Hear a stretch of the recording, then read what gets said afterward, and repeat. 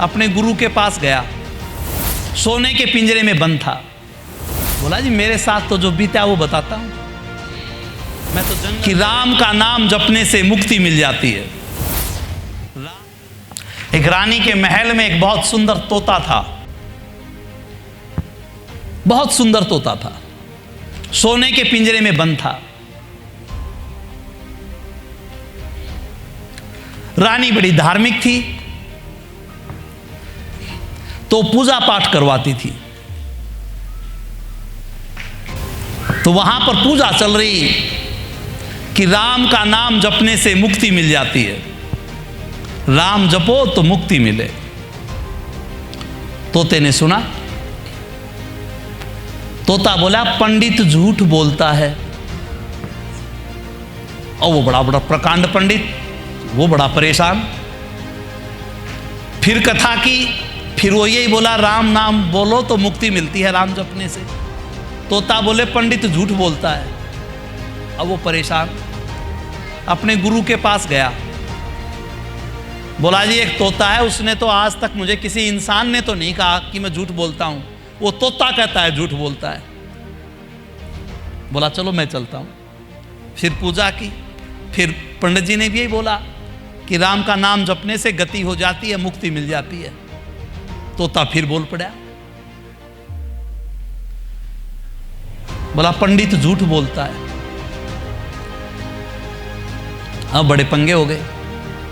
तो बड़े पंडित जी तोते के पास गए, बोला भाई साहब तेरी क्या दुश्मनी है, ऐसी क्या गलती हो गई। बोला जी मेरे साथ तो जो बीता वो बताता हूं। मैं तो जंगल में रहता था, मस्ती करता था, उड़ता था, और वहीं एक आश्रम था। वहां आश्रम में बड़े ऋषि मुनि रहते थे, रोजाना हवन यज्ञ होता था, वहां राम राम का जाप होता था। मैंने भी राम राम बोलना सीख लिया। धीरे धीरे मैं और भाषाएं भी बोलने लग गया, और लाइनें भी याद आने लग गई, क्योंकि मैं उनकी संगत में रहता था।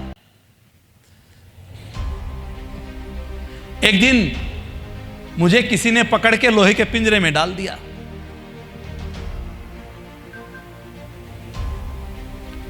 क्यों? क्योंकि मेरा बोलना उसको बड़ा अच्छा लगा। मैंने सोचा था राम का नाम लेने से मुक्ति मिलती है, मुझे कैद मिल गई।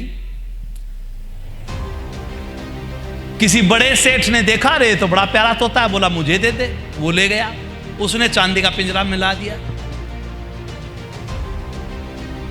सेठ के राजा से बड़े अच्छे ताल्लुक थे, राजा रानी को खुश करना चाहता था। सेठ बोला मेरे पास बड़ी अच्छी चीज है, बोलने वाला तोता है, वो भेंट कर दो। राजा ने रानी को भेंट कर दिया, यहां मुझे सोने का पिंजरा मिल गया।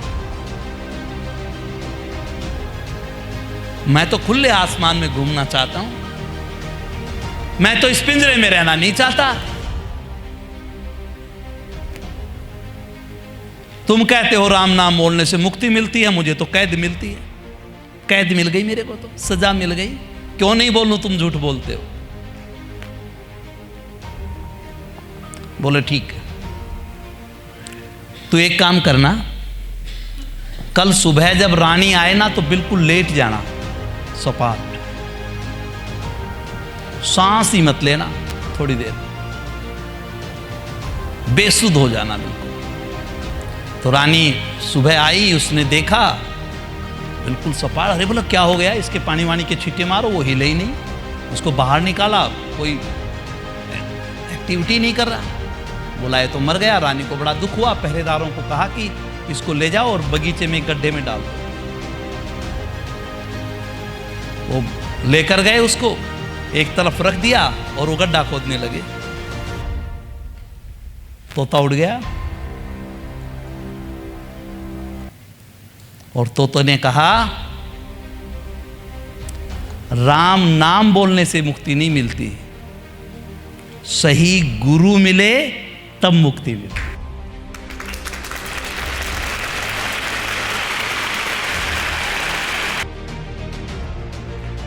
अगर सही मेंटर लाइफ में नहीं मिलेगा तो दोस्तों चैलेंज आएगा। अब आप किसको मेंटर मानते हो? मेंटर कौन होता है हमारे बिजनेस में? जिसने ज्वाइन कराया वो मेंटर है? नहीं।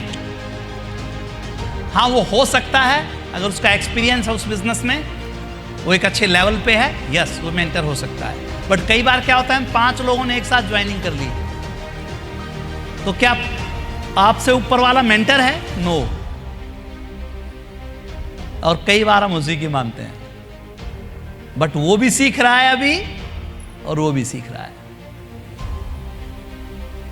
मेंटर को अगर ढंग से नहीं मानेंगे, मेंटरशिप प्रोग्राम में अगर नहीं रहेंगे, तो चाहे कुछ भी हो जाए दोस्तों, बात बनने वाली नहीं है।